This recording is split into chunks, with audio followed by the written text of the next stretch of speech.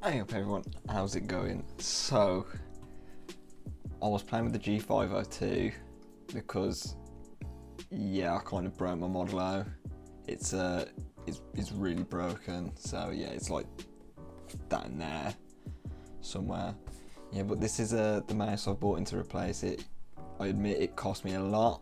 It is like one of the most expensive mice on the market, but it just looks so good. So right, let's actually get into unboxing and get rid of that. So it comes with a charging dock. So what you do is, if we just move the box out of the way, need the accessories still, but we just plonk it. You can just plonk it on there. Right, hold on. Let's just get that off. Beautiful. You just pop it on there like that. It is magnetic, so it just pops on like that, and you can charge it like that if you don't want a cable hanging around everywhere, which is how I'm going to do it, because this has, I think it's up to 70 hours of battery life, and it is very light. It's only 74 grams and it feels so good in the hand. I've never held this mouse before, but it feels so nice in the hand. You get some Razer stickers, and that is actually a nice sticker that might have to go on my PC actually. I'm one of them people. So yeah, it's got Razer Chroma built in. You use Synapse to control the RGB.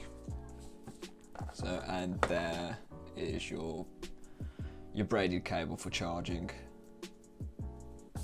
So you can either put that directly into the mouse there,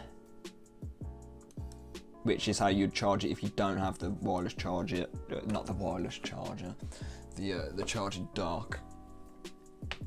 And then you can plug it into there as well. So I'm just gonna have the dock plugged on, and you've got RGB around the dock as well. And when it's on the dock, it actually shows you what sort of percentage it's on by colour. So red's like it's almost dead, green's it's fully charged.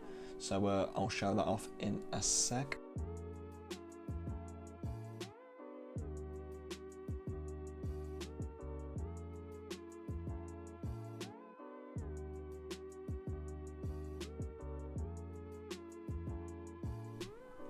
So right, I've got it all set up now.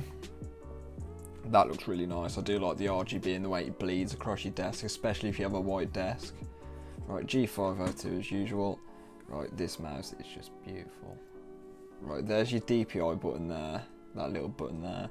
It goes up to 20,000 DPI. I always play at, it's always around like 500 DPI I play at. That's what I'm used to. So yeah, you got your mouse switch off there. And there's where the contact points are for that. So yeah, it's really minimalist. So there's no like DPI button getting in the way.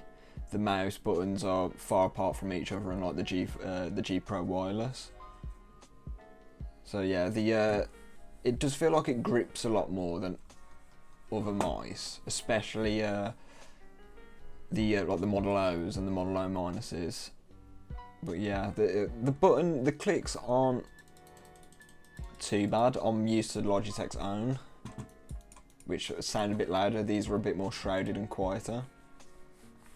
But shape is not bad. I really like the shape. It fits in my hand pretty well. I'll play claw grip like that.